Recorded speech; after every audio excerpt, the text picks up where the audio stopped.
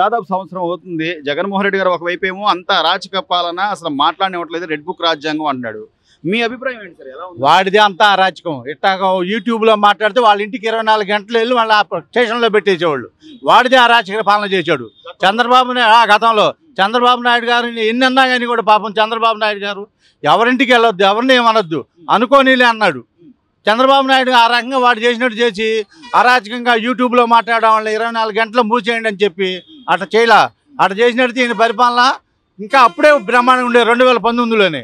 ఈయన అట్లా చేయకుండా బ్రహ్మాండంగా మనకొద్దు తగాదలు, మనకు ఏం వద్దు, బ్రహ్మాండంగా చేయండి, అభివృద్ధి చేయండి, అభివృద్ధికి ముందు కదలింది అని రోడ్లు కానీ ఏదైనా సరే. మరి పెన్షన్ 7,000 ఇచ్చాడంటే రికార్డు. ఇంత మట్టికి అవడే ఇలా పెన్షన్ కానీ, మరి రైతు భరోసా 7,000, అన్నదాత సుఖీభావ ఇచ్చేశాడు.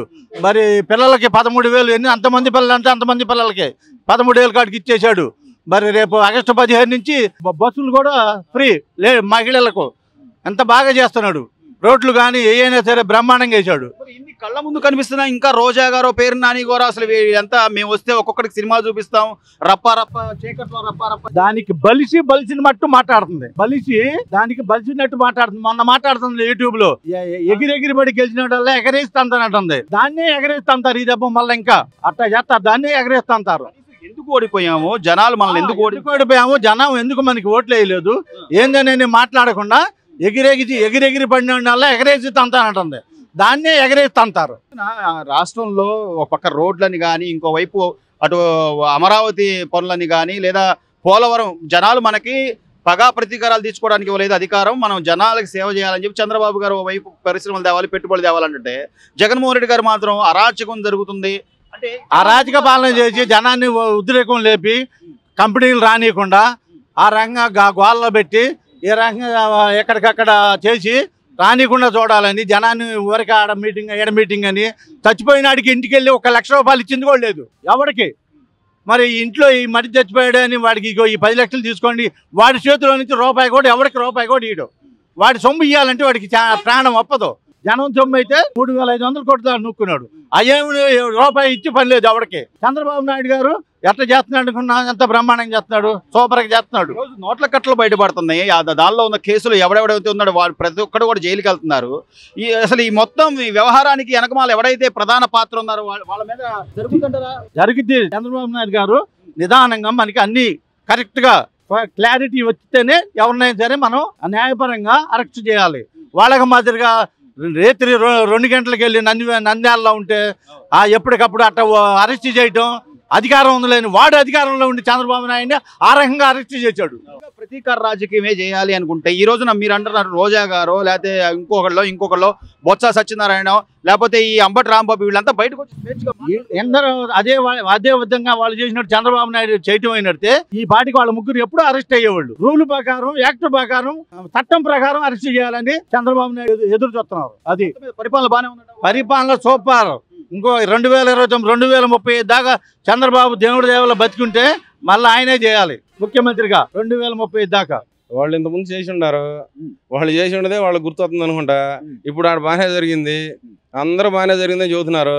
వీళ్ళు ఆ పార్టీలో వాళ్ళు 4-5 ఉన్నారు, ఆ 4-5 చెబుతున్నారు అట్ట చేశారు ఎట్ట చేశారు. వాళ్ళు చేసినవి వాళ్ళు చెబుతున్నారు, వీళ్ళు చేయలే.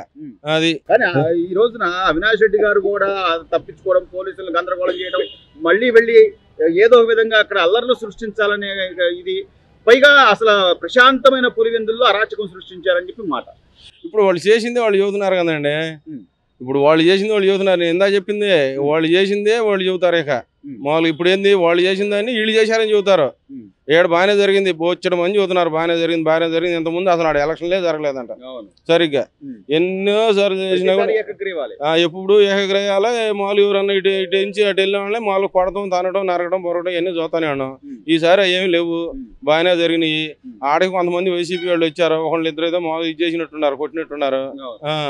దాదాపుగా 99% బాగుందని అంటున్నారు.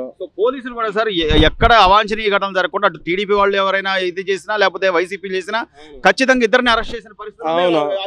అవునవును, మామూలు పేపర్లో టీవీలో విన్నాము. మామూలుగా టీడీపీ వాళ్ళైనా వైసీపీ వాళ్ళైనా ఈ మూలంగా 4 మనుషులు జనాలు బయటకు వస్తారని అనుకుంటే వాళ్ళని ఆ పైన గృహ నిర్బంధం చేసి వాళ్ళు బయటికి రానియకుండా తగులు కానియకుండా చాలా వరకు కాపాడారు. సో మొత్తం మీద ప్రశాంతంగా జరిగింది అనుకోవచ్చు అంటారా? చాలా లా అండ్ ఆర్డర్ విషయంలో చంద్రబాబు నాయుడు గారిని ఏదో ఏలెత్తి చూపిద్దామంటే దాన్ని ఎలా చూడాలి? ఏలాంటి చూపించడానికి ఆయన అసలు చేయడుగా, అసలు పనులే చేయడుగా. ఆయన చేసిన పనులు ఆయన చేసిన మంచి ఆయన చెప్పుకోలేడు. వీళ్ళు వాళ్ళు చంపేసి ఈయన మీద పెడతారు. బాబాయ్ అని చంపేసి ఇంతలో కత్తిపెట్టి చంద్రబాబు నారాసుర రక్త చరిత్ర అని వాళ్ళు చెప్పడం, ఈ లక్ష్మీపార్వతి వచ్చేమో చంద్రబాబుకి ఇలా ఏంది రక్తదాహం తీరలేదని చెప్పడం, ఇవన్నీ విన్నాం అందరం చూసాక 11 సీట్లకి ఈ రోజు తీసుకొచ్చారు. అవునవును.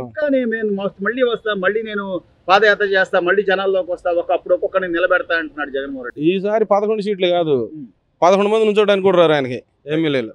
ఆంధ్రప్రదేశ్ గవర్నమెంట్ అయితే మాత్రం చక్కగా పరిపాలన చేస్తుంది. మనం కళ్ళ ఎదుటే అన్ని కనపడతా ఉన్నాయి. ఫస్ట్ రావడంతోనే గుంటలన్నీ పూడ్చి రోడ్లన్నీ కూడా చక్కగా వేశారు. దాని తర్వాత తల్లికి వందనం ఇచ్చారు, రైతు భరోసా ఇచ్చారు, ఇప్పుడు స్త్రీశక్తి పథకం కూడా అమలు చేయబోతున్నారు.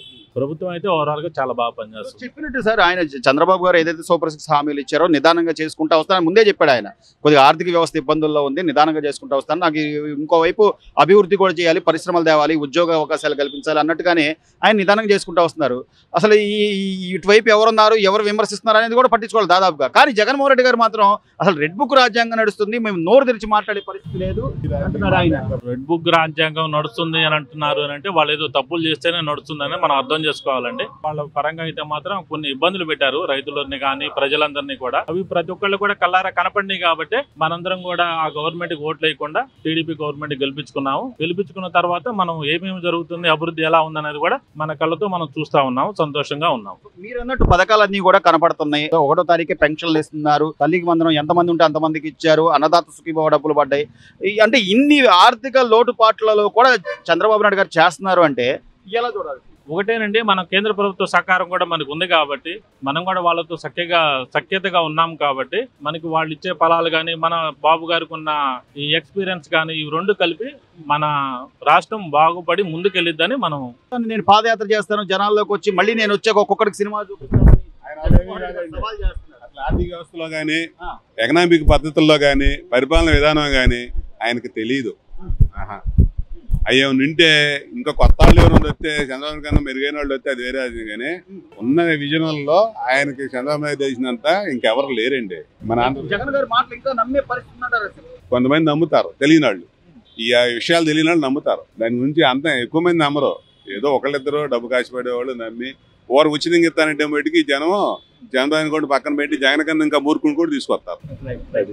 చివరిగా మీ అభిప్రాయం చివరిగా మీరు ఏమనుకుంటున్నారు?